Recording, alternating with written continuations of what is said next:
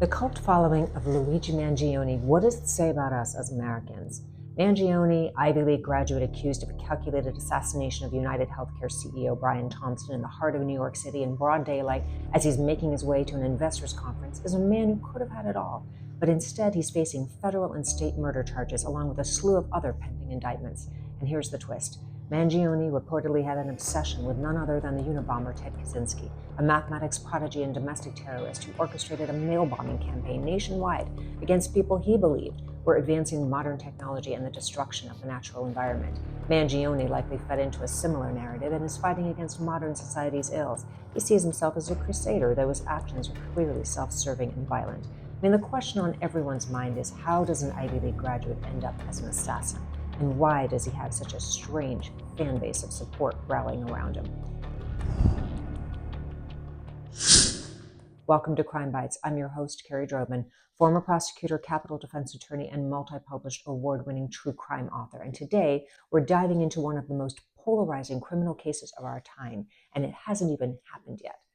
The evidence against Mangione is damning. Forensics has already confirmed his fingerprints found on a water bottle and a Kind bar match. The gun, the 3D printed ghost gun loaded with live ammo found in his possession, matched to shell casings at the shooting, engraved with the words, "Deny, Depose, Delay." Bastardized version of the book title, "Delay, Deny, Deferred" by Jay Feinman.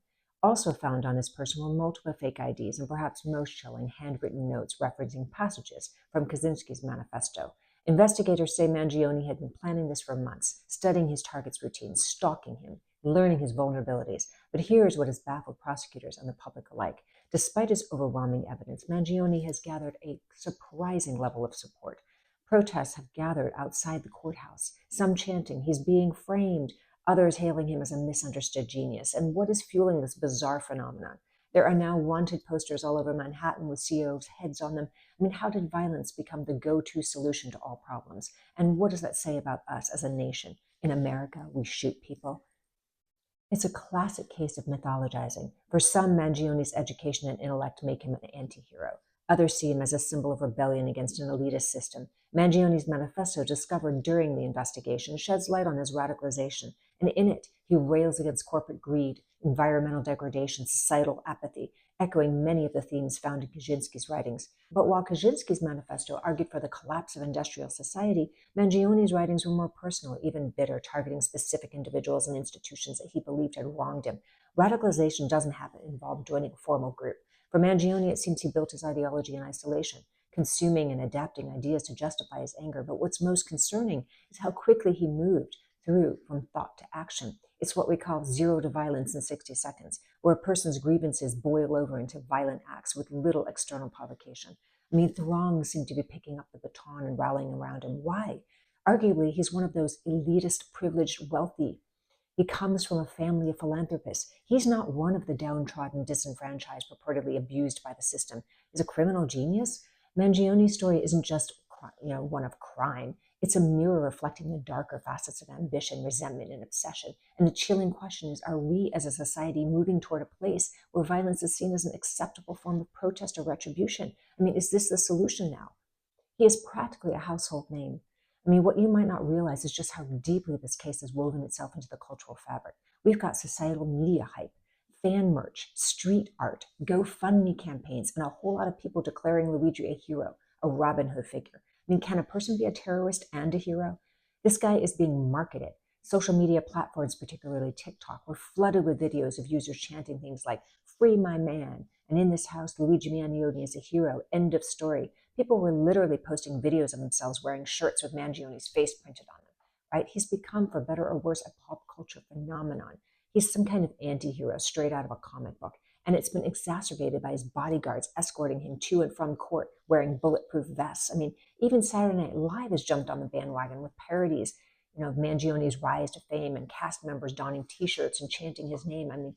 Brian Thompson, the CEO of United Healthcare, is no longer a father, a husband, a human being. He's now become a symbol of corporate America. He's a towering figure in the business world with a reputation for maximizing profits and minimizing costs, which included, you guessed it, denying healthcare claims.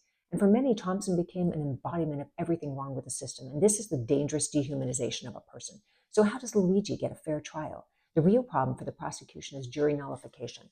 when a jury returns a verdict of not guilty despite believing the defendant is technically guilty.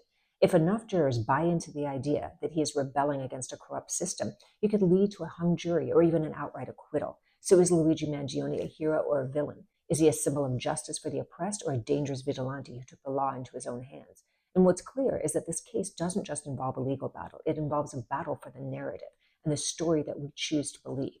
I mean, what does all of this mean for his defense? Insanity? It's a play. But if I were Mangione, I would reject it outright. It completely guts his persona and will likely confuse the court of public opinion. Saint Luigi cannot be mentally insane.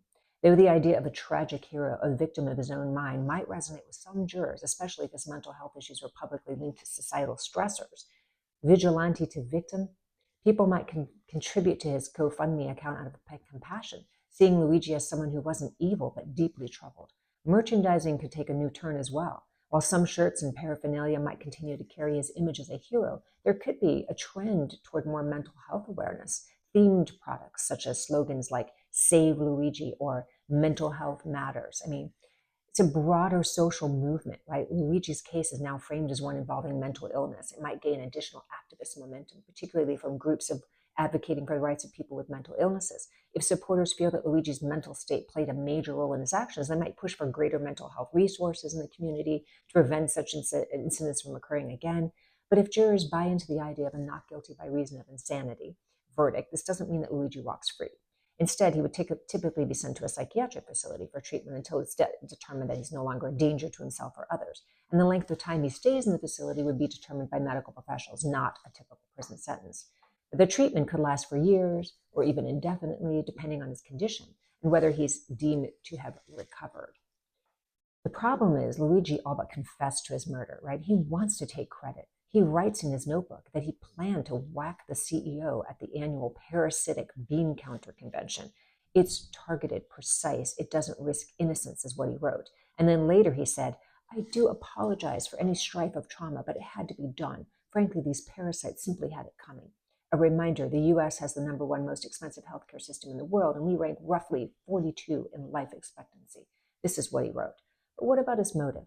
Personal health struggle? Animosity toward healthcare industry, chronic back pain, possibly pre-existing condition aggravated in recent years by surfing. I mean, poor Mangione, right? Privileged, rich, surfing in Hawaii. He posts using an alias. He calls himself Mr. Cactus Reddit, where he discusses his spinal condition, how one day he could be athletic, the next day immobilized. After a spinal fusion and 1.5 years of failed conservative treatments, he was on 0 pain meds. Chronic back pain lasting more than 3 months could affect mental health, and if denied treatment, it could motivate a person to violence. Some psychologists have weighed in. They state that chronic pain can lead to depression, fatigue, anxiety, brain fog, decreased productivity, sleep disturbances, mood swings, and long-term pain can particularly alter brain structure, right, in the areas related to emotion and cognition, such as the prefrontal cortex and amygdala. According to some, maybe his lawyer, he seems to be exhibiting the hallmarks of mental health issues: chronic pain, social withdrawal, obsessive behavior, right? Intense focus on certain issues, adoption of radical beliefs. But to others, he's mimicking terrorist activity. He's now facing federal charges because New York State doesn't have the death penalty, and federally, he's eligible. And moving across state lines, stalking Brian Thompson, plotting an act against an entity to evoke terror is a terrorist act. We are only at the beginning of the legal process for this case, and likely many other facts are going to come out. But we are left with the unsettling, darker consequences of his actions, that instead of sparking outrage, he's inciting solidarity. Thanks for listening. If you liked what you heard, please like, share, and subscribe to my channel. It helps me grow and bring you more crime bites.